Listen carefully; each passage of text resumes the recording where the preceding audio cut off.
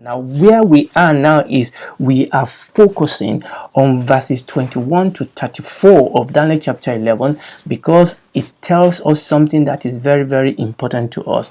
Now, under the Medo-Persia, we saw the story of Esther and Mordecai, but under the Greek, Alexander the Great, we saw how his kingdom was divided into 4. But we are actually much more interested in 2 of those. So we talk about the Ptolemies. The Ptolemies are in the south or in the Egypt area, so they are ruling from the south, and the children of Israel were initially under the rule, under the dominion, under the influence of the Ptolemies. And we said during this period they blossomed, and that was when the Hebrew scripture, the Hebrew Old Testament scripture, was translated into Greek, called the Septuagint. But we said that there's always been fight between the Ptolemies and the Seleucids. The Seleucids are in the north, in the Syria area, and they are fighting all the time. And unfortunately, their fight and their war influence or impact upon the children of Israel. So unfortunately, the Seleucids did overcome the Ptolemies, and the Jews or Israel came under the influence of the Seleucids. The Israelites were caught in this fight that goes on between the Ptolemies in the south, in the Egypt area, and the Seleucids in the north, in the Syrian area. And in 198 BC, the Seleucids defeated the Ptolemies and they gained control of Judah.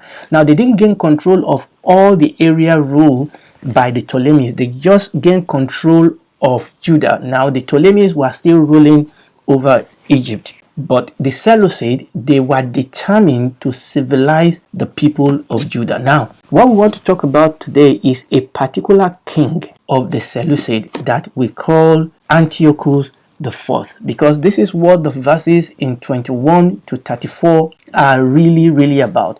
It's one of those king of the Seleucids called Antiochus the Fourth, and the reason why we want to talk about him is because the Lord Jesus Christ talked about him. Is because this man is actually a type of the Antichrist. And in the book of Daniel, now Daniel chapter 11 is talking to us about this 400 period, and his prophecy was mentioned about him. But also when we go to Daniel chapter 12, which is talking about the end time, the last day, his reign also came forth. So we saw that this incident that we read, number one, that was prophesied in the book of Daniel chapter 11, that was fulfilled in the life of this man Antiochus the Fourth. We realize that there is going to be a second fulfillment of this prophecy in the last days. So in verse 21 to 34, these verses actually documented for us the tyrannical oppression of the people of God by Antiochus the Fourth. And this man is actually called Antiochus Epiphanes. And I'm not going to talk into how his name came to be. Epiphanes is Antiochus the illustrious one, but the Jews actually changed his name a little bit, and they call him Antiochus the madman. All the Seleucid kings were not nice to the Jews. They oppressed them, they tried to convert them, they tried to force them to forego their religion in favor of all things Greek. But this man, Antiochus Epiphanes, Antiochus the Fourth, was much more vicious than anyone, just like the Antichrist. I mean, we live in a world now where the Bible says the world is trying to conform us to its own mode. But when the Antichrist comes, it will do like no other leaders has ever done in trying to oppress, in trying to afflict, in trying to persecute the church of God. One of the interesting things that I see in this portion of Daniel is that one of the very common scripture that we quote, and when I read this scripture, it will jump out to you. You know, we all know Daniel chapter 11 verse 32. Let me read it for you. He said, "And such as do wickedly against the covenant shall he corrupt with flatteries. But the people that do know their God shall be strong and do exploit." I know you will know straight away. And most of us don't even know the first part of that verse. We know the second part. The people that do know their God, they will be strong and do exploit. But how did we get to that verse? you need to understand that that verse is actually right in the middle of this story of Antiochus the Fourth that we were talking about. We are going to read Daniel chapter 11, and I'm going to read from verse 29 to 32, and we are going to read that verse 32 that we are all so familiar with, and then we will discuss this man. So Daniel chapter 11 from verse 29 to 32. At the time appointed it shall return and come towards the south, but it shall not be as the former. So he's talking about the king of the north, the Seleucid. They have been successful in the past with their military campaign towards the south, but the Bible says that this particular incident that Daniel was prophesying says that it will not be like it has been before. Verse 30, for the ships of the Shittim shall come against him, therefore he shall be grieved and return and have indignation against the holy covenant. So shall he do. He shall even return and have intelligence with them that forsake the holy covenant. So what Daniel was prophesying there was a campaign that Antiochus the Fourth will do towards the south again, but this time he said that the ship of Shittim, and which is representing that the Roman, that they will forbid him, they will stop him, and that actually happened. Antiochus the Fourth was trying to invade the south again, but the Roman was not having any of it. At this point, the Romans were beginning to be a world power. They actually forbade him. They actually stopped him. He was so frustrated when he was returning. He took out his frustration out upon the children of Israel. But you see, the Bible says that he shall even return and have intelligence with them that forsake the holy covenant. Initially, he came as a man of peace, but this time around, he was so frustrated that he took his frustration out upon the people of God. Let's continue reading. Let's read verse 31. And arms shall stand on his path, and they shall pollute the sanctuary of strength, and shall take away the daily sacrifice, and they shall place the abomination that makes desolate, and such as do wickedly against the covenant shall he corrupt with flatteries. But the people that do know their God shall be strong and do exploit. Praise the Lord. Now you know how we got to that place. The people that do know their God shall be strong and do exploit. Because Antiochus the Fourth came in, he was frustrated, he was stopped by the Romans.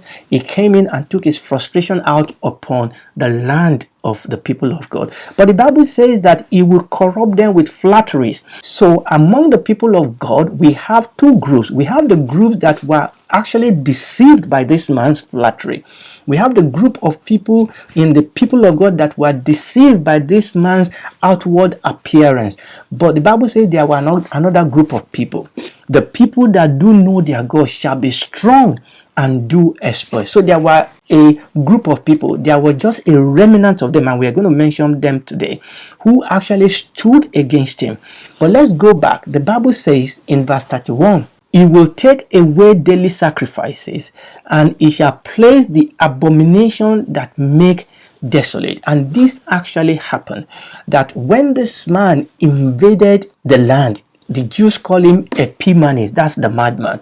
Okay, and what this man did is that he decided that he's going to convert the Orthodox Judaism. He believed that they were obstacle to his empire. He was going to convert them by force. Secular history tells us that he sent his army to attack the Orthodox Jews on the Sabbath. He decreed that the Greek deities was to be worshipped. He put statues of Zeus in the temple, and he sacrificed pigs on the altar. He held drunken orgies to other gods, to the gods of the Greek in the temple, and he forced the people of God to attend and to be part of this desecration of the temple. And this is what the Bible called the desecration that causes abomination. The Bible, again, I'm going back to that Daniel chapter 11 verse 31, the latter part. It said, and he shall place the abomination that maketh desolation. And Daniel prophesied this long before, and we are seeing this same spirit in the church today, and this is going to be fulfilled second time in the person of the Antichrist, and I'm going to talk about that in a second. But you can see what this man is doing here. He attacked the true worship. He brought in paganist worship into the temple. He sacrificed pig on the altar, and he held drunken orgies to the god of Bacchus and forced the people of God to attend. But you know, there's a lot of this that is happening in the church today. And I was just looking at the video of a gentleman that called himself a reverend, that was offering strange fire on the altar, that was teaching things that are blatantly against the scripture. And we have leaders in the church today that are teaching, you know, ideologies of the devil, ideologies of men, and are teaching them in the name of God. They are attacking, you know, the fundamental teaching of the scripture. They attack the deity of Christ. They attack the inherency of the scripture. They attack miracle in the scripture. They preach the ideology of men rather than the doctrine of scripture. Traditions and religious practices has displaced the true worship of God, and people are flocking into these areas. And oftentimes on the altar today, ideologies of men and philosophy of men and demonic ideology have been preached in the name of God. And literally, people are sacrificing upon the altar of God pigs. In other words, things that are strange doctrine, things that are polluted doctrines upon the altars of God. And it is painful that so many people are deceived by this type of teaching. And we saw where we read that there are some people that do know their God, that will be strong and they will do exploit. Now, who are those people?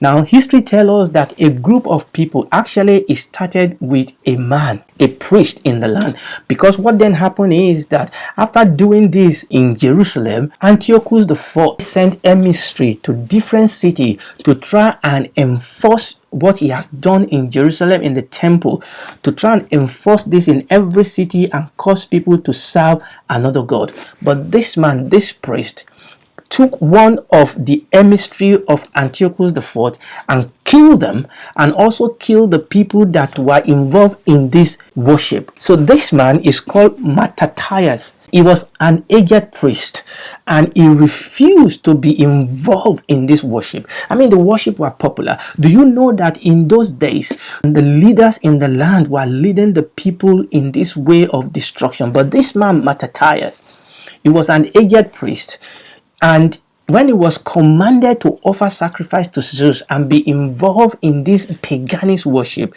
he refused, and he actually killed the man who tried, this emissary of Antiochus that was trying to force them. And together with his son, he destroyed the altar that they built to the strange god, and they ran into the hill, and thus started the guerrilla war. The next few years, they fought a guerrilla war against the Seleucids, against the emissary of Antiochus the Fourth. And this is the group of people that we have come to call the Maccabees, okay? The Maccabees. And these are the people that Daniel said, these are the people that know their God. It's very important for us to understand that portion of the scripture we quote, the people that know their God, this was a very trying period for these people. That these people actually decide to obey God and love not their life unto death. They stood against what is wrong in the land.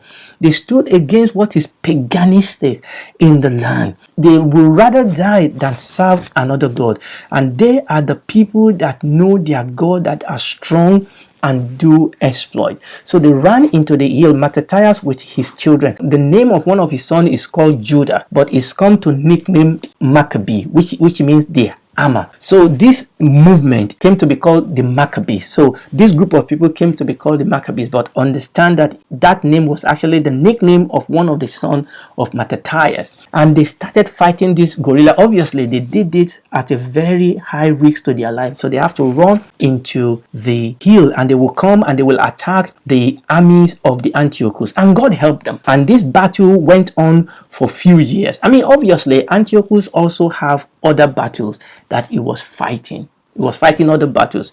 The good news is that finally the Maccabees, they actually won these battles. After a couple of years of fighting this guerrilla war, they actually got their own independence, and they were able to return their land back to God. They went to the temple. They removed all temple in Jerusalem. Now they removed all this sign of the paganism they found there. They tore down all the altar of Zeus. They built a new altar to the Lord, and they started burning oil again in the temple. And it is this whole period of cleansing the temple again in Jerusalem that the children of Israel today mark as the Festival of Lights, and that is what we call the Festival of Hanukkah. These are the people that know their God, and God is looking for such people today. Listen, these people are not about what am I going to eat, what am I going to drink, I want to drive a car, I want to live in a big house. I mean, these people, these men and their wife and their children, they lay down their life for God. They are the people that know their God. The Bible says we are living in a crooked and perverse generation. The Bible says that the devil knows that his time is short, and he has come to us with full anger, and there is so much darkness in the world today. But it is the people that know their God, the people that are seeking, that are waiting, that are seeking to know God and follow him. They are the people that will be strong, because we need strength. People of God, we need strength to live in the day in which we live. There's so much attack against us, secular, psychological, political ideologies. The very law and rule of the land are against our faith.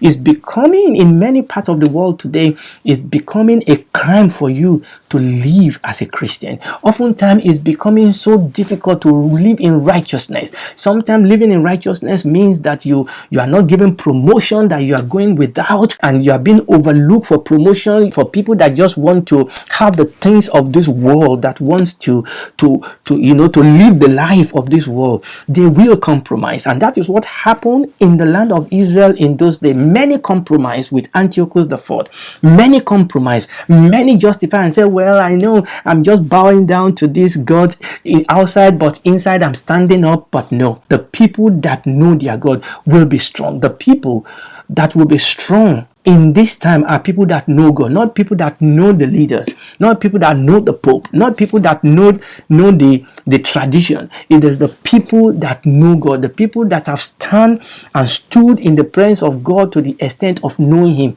They are the one that will be strong and do exploit. I'm going to come back to this because there's something I still need to talk to you about this period, this abomination that causes desolation, that is going to have a future fulfillment. Okay, but what we have learned today is that we are living in a world where religion will not cut it. We need to know God. We need to seek him with all our heart. We need to seek to please him. The Bible says they overcame him, that is the enemy, by the blood of the Lamb and by the word of their testimony, and they love not their life unto death. We talked about the mighty men of David. The Bible says they know how to fight wars. They know how to use different instruments. And these people, they were ready to die for their King David. And David is a picture of Jesus Christ. And those are the type of people who are seeking first the kingdom of God and his righteousness. And every other thing will be added unto them. But it's not about every other thing. It's about seeking to please our King. Praise the Lord. And if you are listening to me tonight and you are not a Christian, you have not accepted Jesus Christ as your Lord and Savior, this world is coming to an end. Okay, and God so loved the world that he gave his only begotten son. God will pour his wrath out on this generation, but he has provided a way of escape in the cross of his son Jesus Christ. And you can come to Jesus wherever you are, and you can confess that you are a rebel, you are a sinner, that your life needs, that you need him. You can ask him to come into your life, that you need salvation, that you need help, and you can invite him into your life to be your Lord, to be your Lord and your God, and he will come in. He will save you. He will take the heart of rebellion, the heart of sin out of you, and he will give you a new heart. He will give you his own spirit. You will become a son and a daughter of God. He will adopt you into his family. You will become a citizen of his kingdom, and then he will walk with you. Even though you pass through the valley of shadow of death, he will be there with you. And finally, when this is all over, you will spend eternity with him in a new earth and new heaven. Father, we thank you.